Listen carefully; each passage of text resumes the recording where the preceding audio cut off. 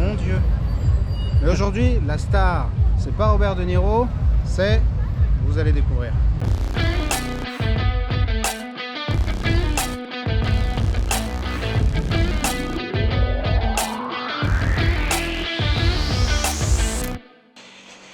Putain, 4e étage, je vois le truc au sol, je sens qu'ils ont dû faire un putain de carnage là-dedans.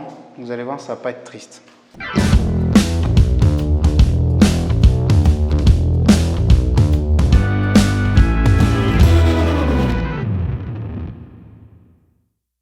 Messieurs, bonjour. Enchanté. Salut, Yoni. Laurent. Salut. Salut, Kevin. Donc Enchanté. Florent et Kevin, merci de nous recevoir. On va faire un tour. Donc effectivement, je m'étais dit que ça allait être un carnage vu les protections et vu le bordel qu'il y avait en bas. Et effectivement, sacré carnage. Donc, Florent, tu veux commencer à le montrer? Oui. On commence par là? On commence par là. On commence par là, comme tu veux. Donc, petite info, je ne sais plus si je vous l'ai dit, mais on est à Cannes. Cannes, très bien placé, on ne vous dit pas où parce que c'est secret. L'appart n'est pas encore vendu, donc on ne le dit pas. Mais extrêmement bien placé à Cannes. Et maintenant, je ferme ma bouche et je vous laisse, messieurs, faire la visite. D'accord. Donc là, on arrive. Donc avant, c'était une chambre avec salle de bain, toilette et la cuisine tout centré. Dans l'esprit des années 70, hein. Ouais, Pépin, ça se voit, le dit très bien. Bien l'esprit des années 70. C'est ça. Ouais. Et donc du coup, avec une partie salle à manger de l'autre côté. Ici, c'était une chambre avant? Une chambre. D'accord. Là, c'était une chambre. Et voilà, Accès au salle milieu, de bain, c'était sanitaire, salle Ouais, de bain. on voit les restes de salle de bain ici. Ce que je vous propose, c'est qu'on aille jeter un coup d'œil de l'autre côté. Quand vous avez acheté, c'était inoccupé depuis combien de temps? Ça faisait un an. Ouais, un an, ouais. c'était inoccupé. Ouais, à cause du problème de plancher. Ouais, ok. Donc, on va en reparler du coup. Et ça. ici, qu'est-ce qu'on avait? Et ici, c'était salon, salle à manger. Ouais. Voilà, vraiment plus classique. Cuisine Et- fermée à cet Ouais, endroit-là. ah oui, c'est exact. Il y avait une cuisine fermée aussi au milieu. Donc on avait un mur là. Et on a une deuxième chambre, encore une du moins qui était une bibliothèque. Encore une petite chambre ici C'est ça. qui fait Donc, quoi? là, c'était bibliothèque, bureau. Il me semble Ok. qu'il y a fait quelque chose comme 13 mètres carrés avec D'accord. une cheminée qu'on Ouais. a fait péter aussi. Vous n'avez pas voulu la garder? Non, on a échangé avec l'archi et elle a dit qu'il n'y avait pas de plus-value plus que ça à apporter sur le cachet et puis surtout que ça prenait de la place parce que une chambre elle est en plein milieu quoi, Ouais, donc j'avoue, ouais. c'était pas terrible. Ok. Alors, il y a un truc qui m'a sauté aux yeux tout de suite quand je suis rentré dans cet appart. Ouais. C'est que je vois une entrée en plein milieu. Oui, Je vois des WC en plein milieu. Oui. Et je Ouais. pense tout de suite à une À la division, division. en 2 appartes. Avec un grand studio et ici un T1 un peu pas mal. Ouais. Pourquoi vous n'avez pas opté pour cette solution? alors on y a pensé, on s'est renseigné. Ouais. Pourquoi? Déjà, surtout vis-à-vis de la revente. Ouais. Là on est sur le côté nord et là on est côté plein sud. D'accord. Et sur le côté nord, effectivement, on aurait fait un appart un peu plus petit, mais on a trouvé que c'était pas si intéressant que ça à la revente, D'accord. plutôt que de faire vraiment un grand appartement d'un plutôt bon standing Ouais. pour une simple rénovation. Et ce qu'il ne faut pas oublier, c'est que c'est notre première opération. Donc pour faciliter aussi encore un peu plus notre dossier et que ça passe auprès des banques, c'est de partir sur une OP rentable, mais une OP la plus simple possible. Ouais. Et c'est ce qui a fait pencher la balance. C'est-à-dire qu'il n'y avait pas le ratio assez gain et à côté avoir la possibilité de se rassurer sur le fait qu'on puisse se faire financer le bien en fait. D'accord. Tout simplement. Donc là, il y a 2 points qui sont super intéressants. C'est premièrement, moi je suis venu, j'avais mon idée qui est peut-être adaptée à mon secteur ou aux choses que je connais, mais dans ce secteur, enfin dans le vôtre en tout cas, l'idée que j'avais, c'est-à-dire de diviser, elle n'est pas forcément la plus rentable ou la plus adaptée. Donc voilà, il faut toujours adapter aussi ce qu'on fait à son marché et à la demande locale. Et également, vous avez choisi de faire simple. Et ça, du coup, vous avez bien suivi les conseils. Toujours faire le plus simple possible, surtout sur la première OP. C'est ça. Même Là, des fois, c'était tant ça. qu'à gagner un petit peu moins, quitte à gagner un petit peu moins, mais voilà, c'est pas se faire chier et revendre vite. C'est vrai que là, nous, quand on a vu l'appartement, avec les problèmes, Ouais. ça ne nous a pas fait peur du tout. Ouais. Et bien au contraire, on s'est dit, faut y aller, quoi. C'est l'opération. Donc tu parlais à cause du problème, tu as dit on a pu Exactement. l'avoir à cause du problème. Alors est-ce que vous pouvez m'expliquer quel problème il y a eu et comment vous vous en êtes saisi pour justement négocier ce bien dans les meilleures conditions possibles. Alors, en soi, le premier, on a eu un problème de sol, un affaissement de sol. D'accord. Suite à une erreur au 2e étage, un mur porteur qui a été cassé. On est au 4e, ouais. Et nous, on est situé au 4e étage, exactement. Et en fin de compte, donc, suite à ça, il y a pas mal de problèmes qui sont mis en place avec la copropriété, le propriétaire du 2e étage. Ouais. Et en fait, cette propriétaire-là du 4e voulait se débarrasser de l'appartement. Et nous, on est arrivé sur le marché au même moment. Ouais. On a vu, on a fait le tour et on a fait l'offre. Ouais. On a fait l'offre directement et avec de la chance, ça a été accepté, quoi. La chance sourit aux audacieux. Mais exactement, c'est exactement ça. Il y a une bonne analyse avant. Et du coup, le prix demandé était de combien et vous en avez proposé combien? Là, je te laisse. Le prix était, à la base était affiché à 400 000 euros. D'accord. Et on a réussi à l'avoir à 255 000 500 €. C'est ça. 255. On arrête tout, vous allez tout de suite, vous allez poser le stylo que vous avez entre les mains ou poser je ne sais pas ce que vous êtes en train de faire et vous allez payer votre like pour cette négociation absolument crapuleuse. Je dis bravo et on peut continuer du coup. Et donc vous avez fait cette offre? C'est l'offre que vous avez faite, 255 500? Alors, exactement. On a eu pas mal d'échanges aussi avec l'agent IMO, notre agent qui a très bien travaillé sur le dossier. Ils ne sont pas tous bons, mais là pour le coup, elle a été vraiment derrière nous pour le coup. Effectivement, quand on rentrait dans l'appartement, on avait l'impression d'être bourré, ça s'affaissait dès l'entrée jusqu'à la chambre. Ouais. Et il y avait des grosses fissures, un peu comme celle-ci en fait. Mais d'ailleurs, je ne sais même pas si elles sont d'origine. Si. Des grosses fissures, et ce qui fait que ça a fait extrêmement peur aux propriétaires actuels. Ouais. Et tout de suite, ils se sont dit non mais on peut pas, c'était des personnes âgées. D'accord. Et en plus de ça, ils se sont fait avoir à mon avis avec le propriétaire qui a cassé le mur porteur au niveau de l'assurance. D'accord. Et donc, ils ne savaient pas où sortir. Donc, on est arrivé, on a regardé un peu. On a pris le risque aussi de faire une offre assez conséquente parce qu'on ne savait pas s'il y avait juste une égalisation de chape ou, au pire des cas, à tout refaire le sol. Ouais. Et donc, on a pris un petit peu ce risque. Et c'est pour ça qu'on a fait une offre assez conséquente pour le coup. Ouais. C'est qu'on a pris en considération un maximum de risques. Et ce qui fait qu'on a réussi à négocier à cet effet, que c'est passé, ça s'est joué à quelques minutes près parce que pas grand-chose. Plein de marchands de biens sont arrivés en entendant l'offre qu'on a faite, mais au final, comme je disais, l'agent IMO a bien fait son travail et pour le coup, on a réussi à aller jusqu'au bout. Et vous avez pris, du coup, vous avez effectivement pris le risque, enfin, vous avez choisi de porter le risque et une des choses qui peuvent rémunérer en IMO, c'est la prise de risque et c'est d'aller là où les autres ont peur d'aller et de se dire nous on y va, mais par contre on va faire une offre un petit peu en dessous. C'est ça. Bravo, félicitations. Et c'est un bien que vous aviez trouvé comment? Enfin, vous l'aviez vu quoi sur le Bon Coin? C'était du réseau? Il me semble que, alors je sais plus trop, mais il me semble que c'était sur le Bon Coin. Ouais. De toute façon, c'était vraiment posté par une agence. Hein. C'était vraiment pas un bien off-market. D'accord. Il y en a encore sur le marché, mais sauf que c'est vrai que l'opportunité sur le coup, l'appartement était à 400 000 €. En soi, en comptant tous les travaux, je ne sais pas si c'était le plus rentable sur le papier. Ouais. Mais il fallait le voir. Au Ouais. final, on s'est déplacé, on a vu, on a constaté et c'est là où on s'est dit peut-être qu'il y a quelque chose à faire. Donc effectivement, un des premiers conseils que je peux donner d'ailleurs, c'est vraiment d'aller visiter des biens potentiellement plus ou moins intéressants. Ouais. On ne sait jamais, des fois on va trouver des trucs, on va devoir négocier et au final on se trouve seul sur le marché pour le coup à proposer une offre qui peut être intéressante. Ouais. Très bon conseil. En immobilier, on ne s'enrichit pas devant son écran. Donc allez visiter des biens, que vous fassiez du locatif ou de l'achat-revente, enfin peu importe ce que vous faites dans l'IMO, bougez-vous le cul et sortez de chez vous parce que c'est qu'en sortant, en allant visiter, en discutant avec des agents IMO, etc., qu'on trouve des bons dossiers comme celui-ci. Du coup, vous achetez 255 000 à peu près, il y a un petit peu de frais d'acquisition, un petit peu de frais de banque. Vous allez mettre combien de travaux? Là, en travaux… Je précise que vous ne faites rien vous-même, hein, vous faites Non. tout faire par des artisans. On fait tout faire. Et là, on est sur 114 000 € de travaux. D'accord. Tout compris. TTC. TTC, ouais. TTC, sachant qu'aussi on a 10 000 euros d'archi d'intérieur. Et que l'on Elle vous fait la maîtrise d'œuvre dans ce prix-là? Elle nous fait l'étude et le suivi des travaux.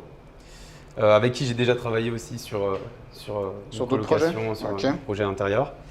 Et aussi on a enfin je sais plus, c'est avec l'expert. Après les experts où là on doit être, je crois qu'on doit être sur du 3 000 euros au total pour les expertises, tout ça. D'accord. Donc en total de dépenses, vous êtes à peu près à combien? On est à peu près un peu plus que 400 000 euros. Un peu plus que 400. Soit le montant à la base initialement demandé par la propriétaire. Ok. Et au niveau du prix de revente, vous avez une estimation? Alors là, il est déjà en vente à hauteur de 550 000 euros. C'est ça. Ok, très bien. Donc là, on est sur une marge brute de chez brut à environ 150. Ouais, c'est ça. Donc, par contre, c'est vrai que moi j'ai eu des commentaires sur une vidéo que j'ai faite avec Patrick qui avait fait une division parcellaire, un ancien élève. Les gens m'ont dit ah ouais c'est facile, il a financé sur ses fonds propres, etc. Mais comment on fait quand on n'a pas gna gna gna? Donc vous êtes toujours les gens qui cherchent pourquoi on ne peut pas faire. Et donc vous messieurs, quand vous êtes lancés, vous avez suivi la formation quand pour info? L'année dernière. Enfin même pas en 3 mois, je crois que entre le début de la formation, j'ai tout avalé d'un coup. Et au bout de 3 mois, j'ai déjà commencé les offres. Ok. Et je crois qu'au bout de 3 mois, on a eu celui-là. Est-ce que vous étiez sûr de votre financement? Non, du tout. Vous n'avez pas financé sur fonds propres, sûr, d'accord? Non. Pas financé sur fonds propres, c'est une banque qui vous a suivi? Tout à fait, ouais. Vous me disiez que vous n'avez pas forcément vous-même suffisamment de fonds pour faire fonds propres pour faire l'apport. Oui, tout à fait. Donc vous êtes allé démarcher, c'est ça. Ouais, on a été voir papa, maman, comme on dit, ouais. et savoir s'ils voulaient participer. Et puis du coup, ils nous ont suivis dans le projet. Donc en gros, vous avez vu un obstacle, vous avez dit pousse-toi de là, un autre obstacle, pousse-toi de là, un autre obstacle, pousse-toi de là. C'est ce qu'on et en fait, vous avez vu que l'objectif. On n'est pas sûr d'y arriver. Par contre, comme je disais depuis le début, on va tout faire pour y arriver. Ouais. Et c'est ça où il faut être juste déterminé. Et donc effectivement, il y a la famille et les amis qui ont vu aussi cette détermination, qui ont vu aussi la rentabilité et le sérieux du projet. Ouais. Et ils nous ont aidés là-dessus. Et c'est là où il y a un intérêt aussi, c'est de créer aussi cette synergie dans les endroits où on ne peut pas aller en fait. Ouais. Et c'est très intéressant ce que tu dis, parce que tu dis les amis, la famille ont vu le sérieux du projet. Et ça, c'est un conseil que je donne souvent, c'est-à-dire, c'est pas parce que c'est la famille et les amis qu'il faut les traiter comme ça et leur dire « Ah tiens, t'as pas 20 000 balles à me prêter ». C'est pas comme ça que ça marche. Ah ouais, non, il faut les traiter comme des banquiers, quoi. Quand on va les voir, c'est-à-dire, voilà, si vous voulez gratter de l'oseille à votre belle-mère ou que sais-je, vous lui présentez un business plan pour qu'elle comprenne que son pognon, elle va le revoir un jour. Parce que les gens, quand même si c'est des amis et tout, 2 secondes. Non, c'est ça, exactement. C'est ce qu'on a fait, on a transmis un dossier. Quasiment le même que la banque, en fait, en exagérant, mais on leur a expliqué l'appartement au début, ce que ça va être, et ce que ça pouvait aussi leur apporter derrière. Ouais. Et puis surtout avec les marges qu'on avait. Et en fin de compte, ils nous ont dit on vous suit. Jusqu'à la rétribution, hein. On a été sérieux. C'est-à-dire qu'on a pris des documents CERFA en disant que vous nous prêtez tant et qu'on vous restitue tant en plus de votre somme et que c'est un CERFA par l'État. Ouais. Donc on avait vraiment le but, c'est d'être le plus carré possible aussi jusqu'au bout. Bravo, vous avez tout bien fait. Félicitations. Ouais. Et donc vous avez réussi à vous faire financer par une banque. Donc vous avez gratté un peu d'argent pour faire l'apport et vous avez réussi à vous faire financer par une banque pour votre première opération. C'est ça. Ça aussi, j'entends des gens qui chialent un petit peu en disant ouais non c'est pas possible, enfin des gens qui ne font pas d'achat à vente bien sûr parce que c'est toujours eux qui ont le plus de choses à dire. Non c'est pas possible, les banques ne prêtent pas aux néo-marchands de biens. Vous aviez pas fait d'achat-revente de votre vie? Du tout. Jamais? Jamais. Toi, tu avais revendu une RP, tu m'as dit? Voilà, c'est ça. Justement. Mais bon, c'est pas du marchand. Exactement. Toi, tu n'avais pas fait d'achat-revente non plus? Non, juste de la colocation. Un petit peu de locatif? Un peu de locatif. Et quand même, sans expérience, sans bilan, parce que votre société elle est toute neuve? C'est ça. On l'a créé une fois qu'on a eu l'accord bancaire. Ouais. Donc voilà, vous êtes fait prêter, j'imagine, dans les 350, un truc comme ça? Entre 300 et 350. Ouais, c'est ça. On est sur cette somme-là. Ouais. D'accord, ok. Donc voilà, c'est possible quand on veut un peu se bouger les miches. Ah ouais, c'est ça. Quand on est déterminé. Il faut y aller. Il ne faut pas hésiter à faire une dizaine de banques, à contacter et tout. Et nous, même jusqu'au dernier moment, on n'était même pas sûr qu'elle nous suive, quoi. Ouais. Parce qu'à un moment donné, on a eu un trou, on s'est dit mince, on n'a plus de nouvelles, plus rien. Ouais. Alors, et là, on a eu peur parce que derrière, on avait un notaire, on avait tout le monde qui nous disait, l'expert. on est où Juste le seul petit risque qu'on a eu, c'est de payer l'expert au début. Ouais. Mais il fallait qu'on le fasse parce que déjà, on voulait être sûr, pour constituer, finaliser le dossier bancaire, il fallait qu'on sache pour combien on allait en avoir. Justement, est-ce qu'il fallait faire toute la chape? Est-ce qu'il fallait faire juste légalisation? Et juste l'expert, c'est juste là où on a pris un peu de risque, mais on est sur des coûts assez relativement faibles par rapport combien l'expert on est là sur ce coup-là, on est de 3 000, tu m'as dit tout à l'heure. de 3 000, ouais, c'est ça. Donc de toute façon, ça vaut le coup. Il faut prendre le risque à un moment donné, il faut le prendre. On était plus à ça après et on s'est dit de toute façon on est obligé de le faire. Ouais. Donc go, faut y aller. Et donc j'interromps encore la vidéo. Si vous n'avez pas encore fait, vous allez payer votre like pour l'audace de ces messieurs. Et si vous avez déjà payé votre like, vous pouvez leur laisser un commentaire, les féliciter. Je suis sûr que ça vous fera très plaisir. Oui, tout à fait.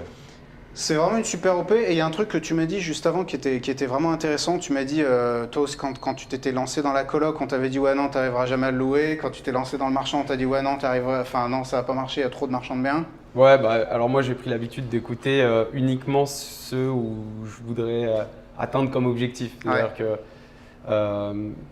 entendre l'oncle, l'ami qui a connu le coiffeur qui a fait telle opération, voilà, je me forme,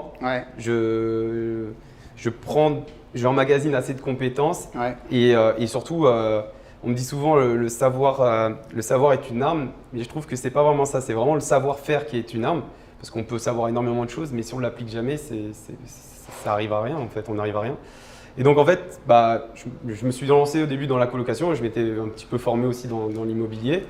Et j'ai réussi avec ma compagne, on a retapé tout un appartement, on a eu aussi plein de problèmes, on a eu un dégât des eaux des premiers jours des travaux, alors que c'était tout le premier bien. Et là, l'idée c'était quand même de pouvoir louer des chambres en faisant du haut standing. On m'a dit qu'on n'y arriverait jamais et au final on a réussi, et même pendant la période Covid, on a réussi quasiment à tout louer. Et là, pour le marchand de biens, je voulais vraiment m'orienter sur le marchand de biens, moi déjà personnellement parce que je trouvais que c'était intéressant de ne pas partir des fois, parce qu'ici l'IMO est cher.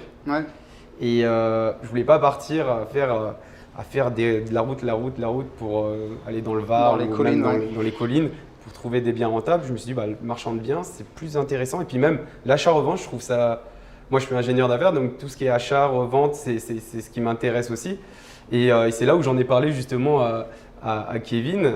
Alors donc, justement, je t'interromps parce que vous, là on est à Cannes, comme vous pouvez l'entendre, ces messieurs n'ont pas particulièrement l'accent du Sud. Pas du tout. Vous n'êtes pas du Sud, tu me racontais. On va avoir l'accent qui chante. Non, à la base on vient de la région parisienne, on n'est pas du tout du coin. Toi tu m'as pas dit que tu viens de Normandie? Non, parce qu'on dit région parisienne pour simplifier pour les gens.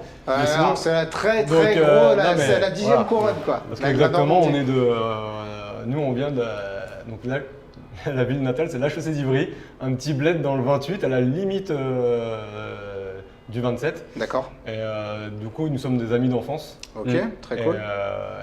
Et voilà, on a toujours gardé contact, et il y a 2 ans, on s'est mis à échanger sur un projet en commun, sur les mêmes projets, dont l'immobilier. Et qui a entraîné l'autre dans l'achat-revente? C'est Florent qui m'a entraîné. Florent qui t'a entraîné toi? Voilà, parce que moi je regardais justement pour me lancer, pour acheter mes mettre en location. Et en fait au même moment il est venu, il m'a dit ça t'intéresserait de faire de l'achat-revente? Du coup j'ai réfléchi, puis j'ai dit pourquoi pas. Et puis il y avait les deux côtés, donc à côté aussi une négociation, donc ça qui est vraiment plus son fort à lui, les chiffres et tout. Et après moi il y avait le côté travaux qui est plus mon domaine. Et du coup j'ai dit mais faut se lancer quoi, faut le faire. Donc, cool. Et si vous êtes d'accord, et si on y arrive, on fera une vidéo de suivi de cette opération parce qu'elle est vraiment cool, et on essaiera de venir vous voir après que les travaux soient terminés. Donc si vous regardez cette vidéo, je ne sais pas, à la fin 2021 ou après la fin 2021, peut-être que vous aurez déjà la vidéo de suite, petit vénard que vous êtes, et je vous mettrai le lien en description de la vidéo. En tout cas, messieurs, c'était vraiment très très cool, je vous félicite, c'était super inspirant, vraiment bravo pour votre parcours. J'espère que c'est la première d'une longue série. Vous avez fait le plus gros, c'est-à-dire trouver la première OP, vous faire financer par une banque. Donc après, il ne restera plus qu'à alimenter la machine, mais en tout cas, la machine, elle est lancée. Donc vraiment, félicitations. C'est un très bel exemple. Puis surtout, ce qu'il faut faire qui est très important, mine de rien, ça ne paye pas de mine, mais il faut se former. Et par exemple, moi, mon cas, j'ai pris ta formation il y a 6 mois, donc début janvier. Je ne lui ai pas dit de le dire. Non, mais je le dis parce que il faut quand même le savoir que quand on n'est pas vraiment du domaine, qu'on ne connaît pas, bah, la formation, ça nous ouvre plein de portes, ça nous apprend énormément de choses.